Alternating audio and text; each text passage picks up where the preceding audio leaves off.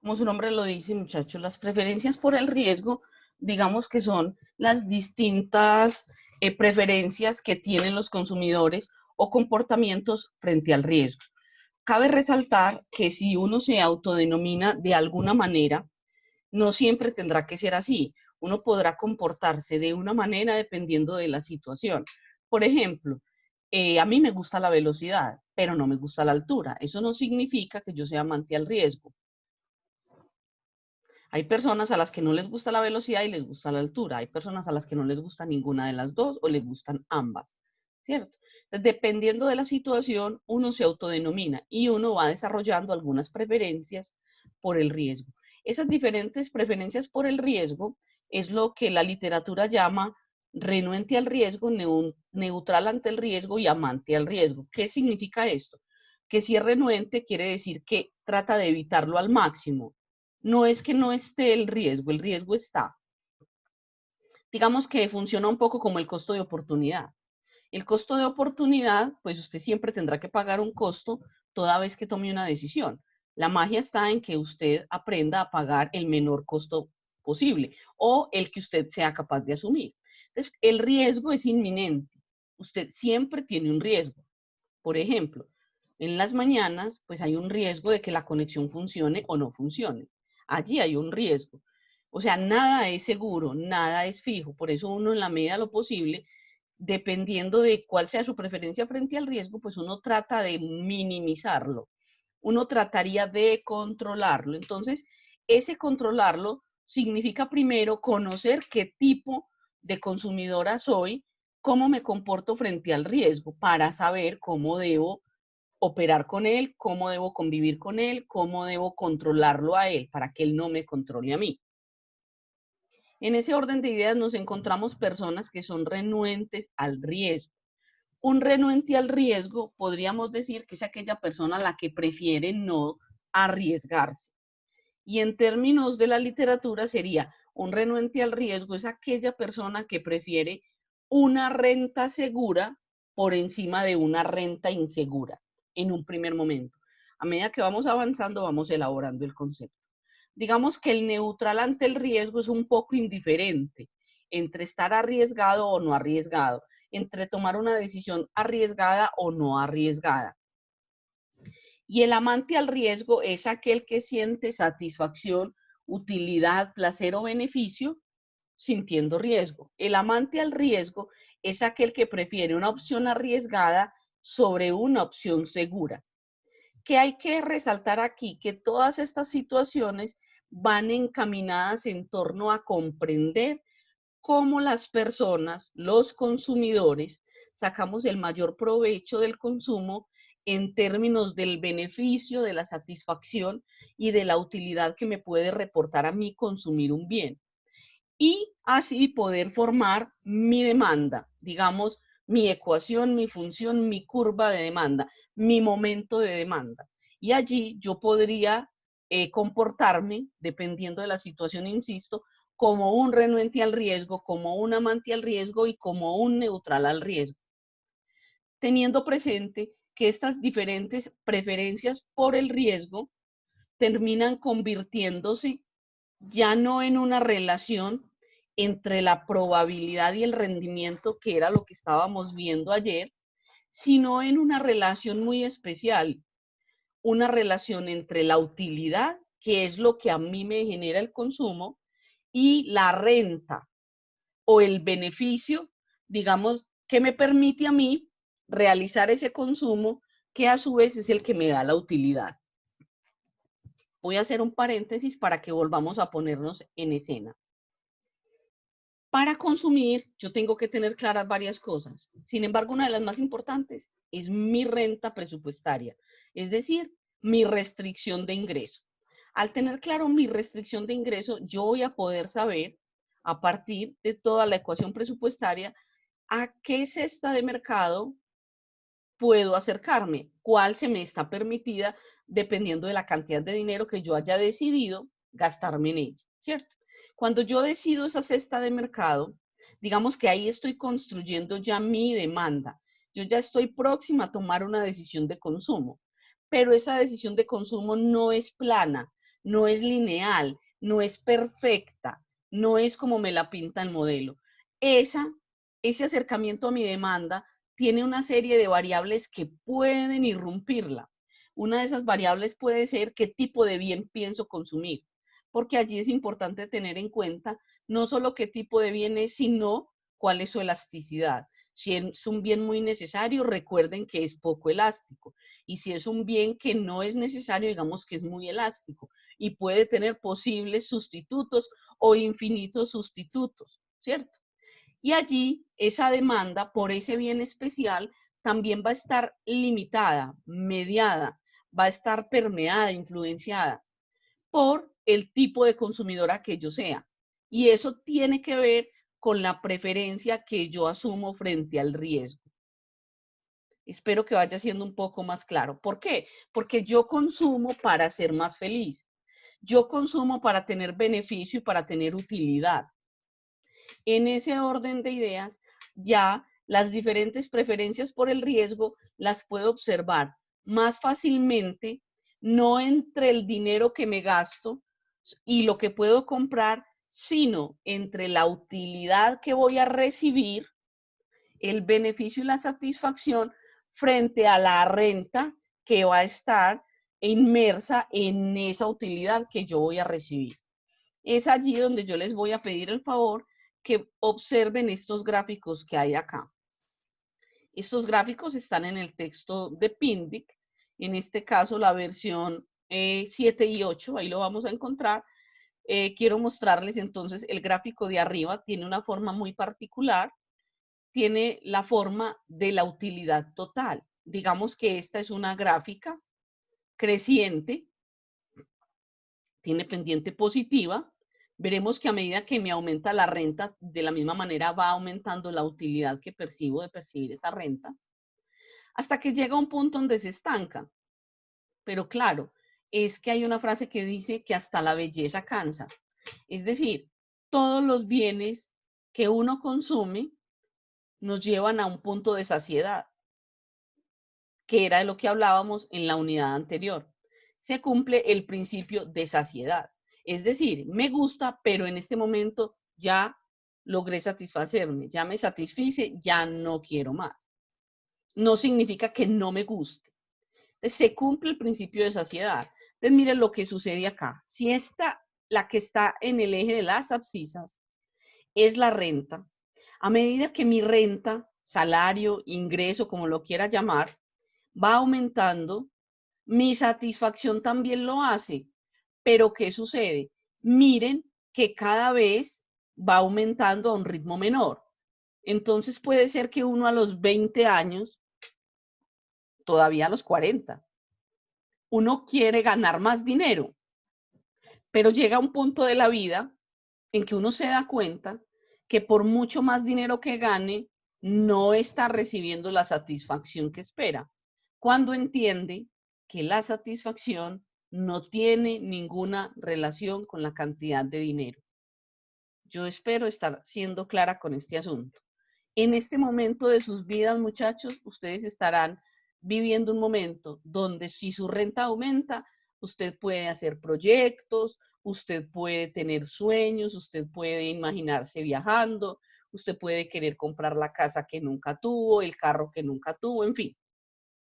Y usted puede sentir mucho placer y mucha satisfacción, pero llegará un momento de su vida en que por mucho dinero que gane, usted no se va a sentir tan feliz como en otros momentos.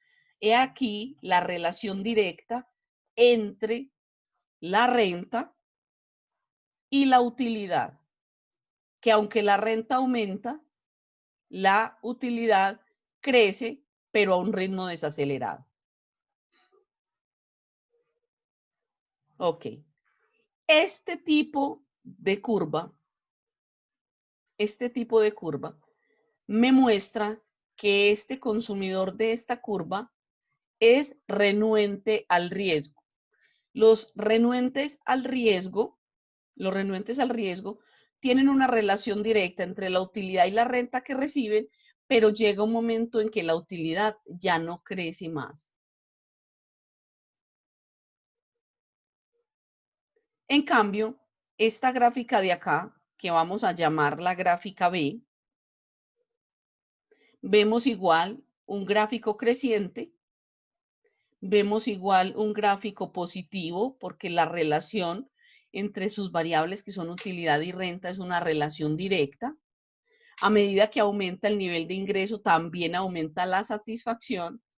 Solamente que aquí podemos ver que mientras más crece la renta, más crece la satisfacción. Es decir, que acá tenemos una utilidad creciente. Mientras en el gráfico A la teníamos decreciente y decíamos que esta era la utilidad para un renuente al riesgo o adverso al riesgo, que es lo mismo, en el gráfico B encontramos que la utilidad es creciente. Al ser la utilidad es creciente, nos vamos a encontrar que este es un consumidor amante del riesgo.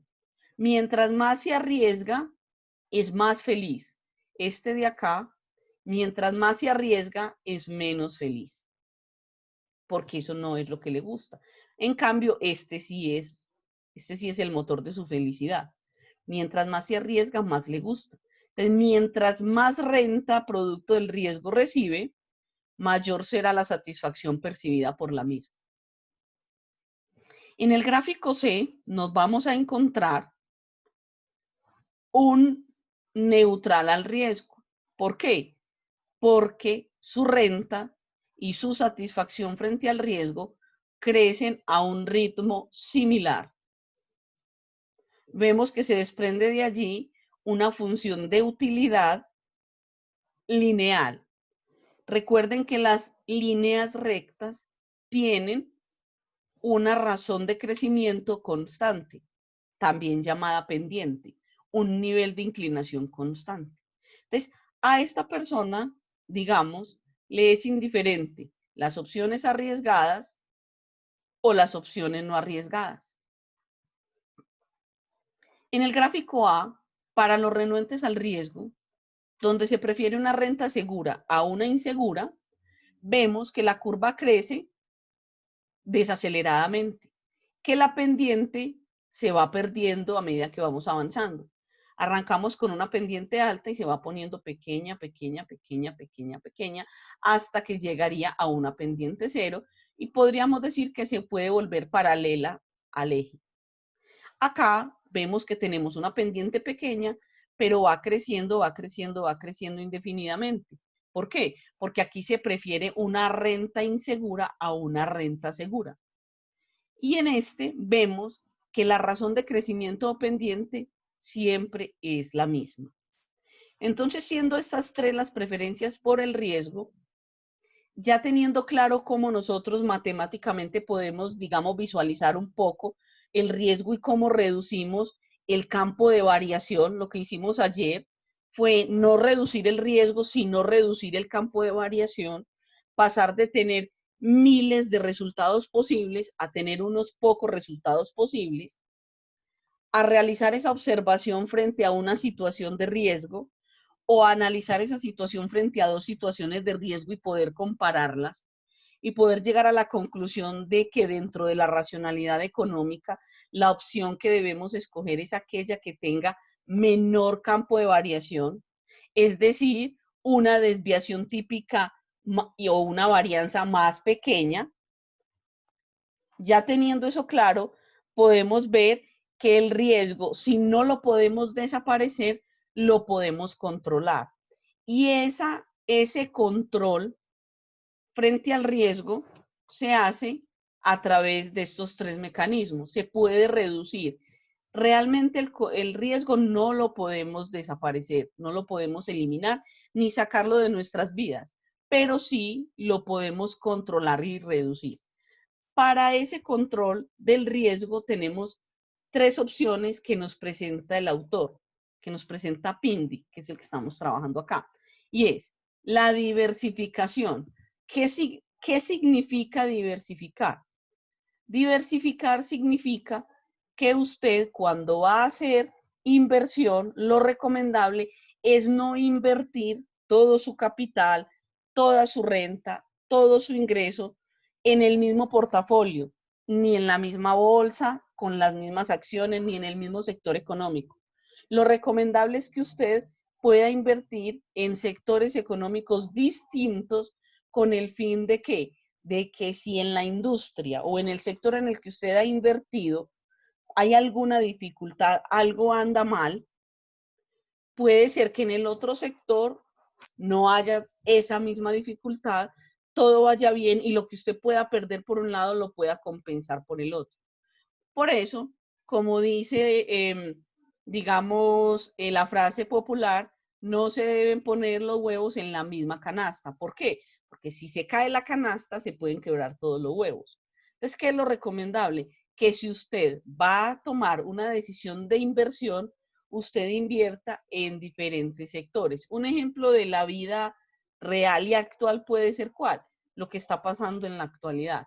Si usted era un empresario y tenía todas sus empresas del sector servicio, digamos, sector servicio hotelero, sector servicio restaurante y diversión y cultura, y es muy probable que en este momento la esté pasando muy mal. ¿Por qué? Pues porque justamente, digamos que fue el sector que paró más abruptamente y adicional le está dando más dificultad reincorporarse a la vida económica luego de que pase la pandemia. Pero si usted, por el contrario, era un empresario que tenía algunas inversiones en el sector servicio, recreación y hotelero, algunas inversiones en el sector agrícola y alguna otra, digamos, en el sector manufacturero, industrial, es muy probable pues que no la esté pasando bien, pero no tan mal como el anterior. ¿Por qué? Pues porque el sector agrícola no paró, porque a pesar de todo las personas debemos de seguirnos alimentando. Entonces hay sectores de la economía que no han parado y que es muy probable que no paren y que si paren lo máximo que hacen sea reducir su velocidad, más no desaparecer. Entonces es muy probable que usted, pues aunque haya tenido impacto, el impacto no sea tan fuerte como quien tenía todas las inversiones en el mismo sitio. A eso hace referencia la diversificación. Ahora, hay otra forma de disminuir el riesgo en la que no opera la diversificación y es el seguro. Un seguro, digamos, es la posibilidad de usted convertir una renta insegura en una renta segura, una opción insegura en una opción segura, una situación incierta en una situación segura. Por ejemplo, los seguros contra accidentes. El seguro no te evita accidentarte, te evita perder tu patrimonio si te accidentas. Eso es lo que te evita. El seguro no te exime, digamos, de tener un accidente y sufrir una lesión personal, pero sí te exime de tener problemas económicos si tienes un accidente y una lesión personal. Un seguro de vida no te devuelve la vida, pero te devuelve la tranquilidad de que si te pasa algo, tu familia probablemente no va a sufrir problemas económicos. Entonces, el seguro me permite volver algo inseguro en algo seguro y poderme comportar como una persona neutral, dado que quien consume seguros es quien siente aversión al riesgo. Es decir, un amante al riesgo no se asegura, porque si se asegura no sería tan amante, estaría perdiendo esa satisfacción que ser amante al riesgo le está dando, esa adrenalina de arriesgarse. Al comprar el seguro, pues se pierde. Pues qué chiste tiene tirarse de un avión si lo está esperando una lona. Pues no tiene ninguno. El chiste está en tirarse con un paracaídas y jugárselo a la suerte, de si el paracaídas abre o no abre. Entonces, el seguro básicamente está diseñado para personas que nos denominamos renuentes al riesgo. Yo, en muchas oportunidades, en muchas circunstancias de mi vida, me autodenomino renuente al riesgo. Me gustan las opciones seguras por encima de las opciones arriesgadas. Por eso, digamos, no apuesto, por eso no voy a los casinos, en fin. Entonces, el seguro está diseñado para la masa. ¿Qué es la masa? La masa es la mayor cantidad de gente, digamos, que hace o que tiene el mismo comportamiento. Y esos somos los renuentes al riesgo. Si usted coge una población, un grupo poblacional, y hace, digamos, un conteo, es probable que se encuentre con que la mayoría son renuentes al riesgo. La prueba de que la mayoría somos renuentes al riesgo es que la mayoría preferimos ser empleados que dueños. Preferimos ser empleados que emprendedores. Preferimos tener un empleo a tiempo completo como el del ejercicio anterior a tener un empleo freelance como el del ejercicio anterior. Pudieron observar en el ejercicio que era mucho más llamativo, el valor esperado era igual, pero el campo de variación era mucho más pequeño para quien tenía una renta segura por encima de una insegura. Entonces, los seguros están diseñados para aquellas personas que no queremos correr un riesgo. El seguro estudiantil, del cual ustedes pagan una décima parte, porque el 90% del seguro lo asume la institución, ese seguro estudiantil no garantiza que a usted no le va a pasar nada. Garantiza que si a usted le pasa, la universidad no tendrá que pagar, pagaría el seguro, sobre todo si le pasa dentro de las instalaciones de la universidad. Lo mismo cualquier sitio que usted visite. Cualquier sitio que usted visite seguramente tendrá un seguro que cobija a quien ingrese allí. Y no es con el fin de que no le pase nada, es con el fin de que si le sucede, la entidad, la organización, la empresa en la cual usted está, un centro comercial, un parque de diversiones, un teatro, pues no tenga que responder con su patrimonio, sino que responda por el contrario el seguro. Cuando usted pone un inmueble en renta, se supone que si es por una agencia intermediaria, esa agencia intermediaria pues va a pagar un seguro en caso de que lo que no salga bien con el arrendamiento de esa propiedad, pues lo pueda cubrir el seguro con el fin de que ni el dueño ni la agencia que hace el papel de intermediación pues tengan que cubrir ese costo de oportunidad de esa situación arriesgada, que no va a desaparecer, insisto, sino que va a estar protegida por el seguro. ¿Ok? Ahora, la tercera forma de reducir el riesgo, digamos que esta es para mí una de las más importantes, es la que a la gente menos le gusta, pero aquí hay un asunto y es que al ser la más importante para mí, yo diría que soporta un poco la diversificación y soporta un poco el seguro y es el valor de la información. Cuando hablamos de la información para reducir el riesgo, estamos hablando, muchachos, básicamente de la información bien construida, de la información cierta, de la información clara y de la información de primera mano, lo que en investigación llamamos información primaria, información que me dice cosas que yo no sabía. Como por ejemplo, en términos empresariales y en términos de inversión. El valor de la información es información de primera mano que me permita tomar decisiones acertadas. Un ejemplo de esto sería la investigación de mercados. Muchas personas se lanzan al mundo de los negocios sin hacer una pequeña investigación de mercado, ni siquiera un rastreo de información para saber cómo se mueve el medio, y muchos incorporan su dinero a sectores que no conocen, entonces su probabilidad de fracaso aumenta, porque allí sería muy difícil tener una probabilidad objetiva, sino por el contrario estaríamos hablando de probabilidad subjetiva. Usted básicamente entraría sin saber qué le puede pasar. Entonces, uno, cuando va a tomar una decisión de inversión, debe tener la mayor cantidad de información posible. ¿Frente a qué?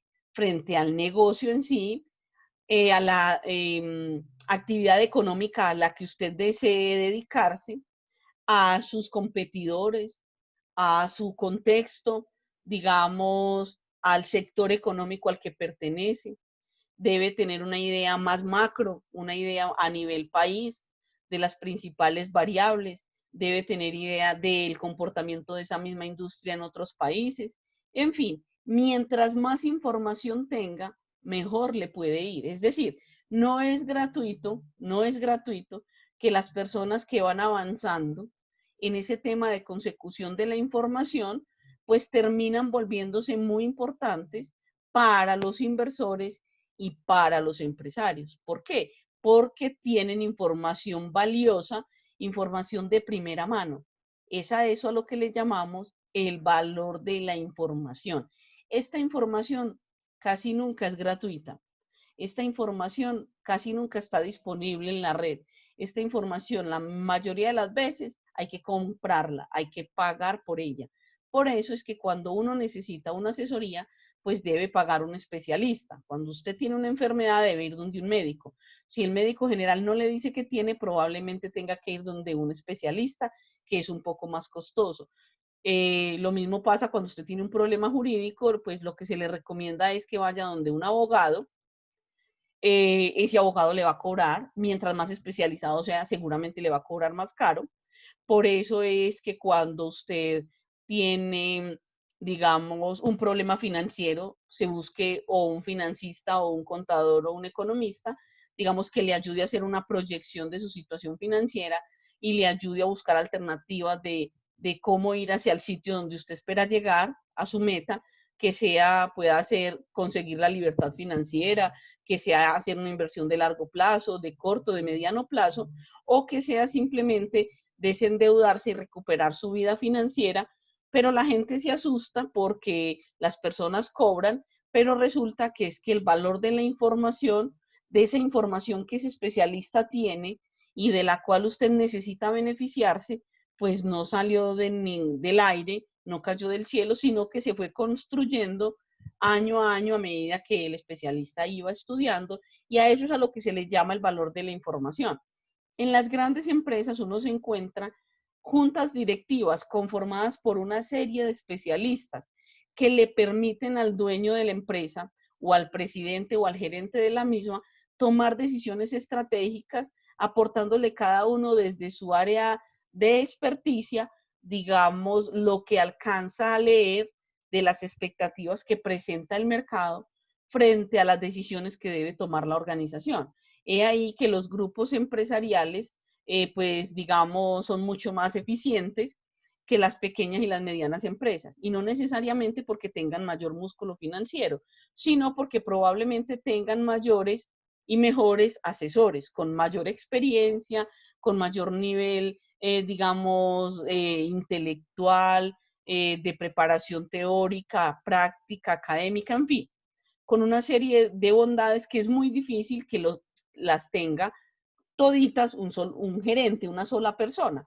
Entonces, digamos que dirigir también debe llevarnos a eso, a comprender en qué áreas soy experto y en cuáles no, para saber de quién me tengo que rodear para tener esa información de la que necesito disponer para la toma de decisiones. Las pequeñas y las medianas empresas normalmente no tienen esa junta directiva, y lo que tienen por el contrario es o un gerente o un administrador o el dueño que entre comillas tienen un buen olfato y digamos tienen habilidad para hacer negocios, pero crecen mucho más lentamente, pues porque están creciendo con la experiencia y experticia de una sola persona que está aprendiendo a medida que va avanzando, digamos, en su capacidad de ser gerente. Entonces, en ese orden de ideas, es muy importante que para ustedes, a medida que vayan avanzando en sus carreras, se den cuenta que uno necesita de otro tipo de personas, pues para que le ayuden con ese asunto y pueda disminuir el riesgo. Mi caso particular, digamos, mi pequeña historia como consultora, básicamente lo que yo hago en las empresas es ayudarle a tomar decisiones estratégicas a las personas para que reduzcan el riesgo toda vez que vayan a hacer una inversión, a ampliar una planta, a contratar empleados, a comprar materia prima, a implantar un nuevo proceso, justamente porque el riesgo está ahí, porque el riesgo está presente y porque el riesgo está inminente. ¿Hasta ahí van conmigo, muchachos? Sí, señora. Sí, profe. Ok, yo espero y aspiro a estar siendo pues lo más clara posible. Ok.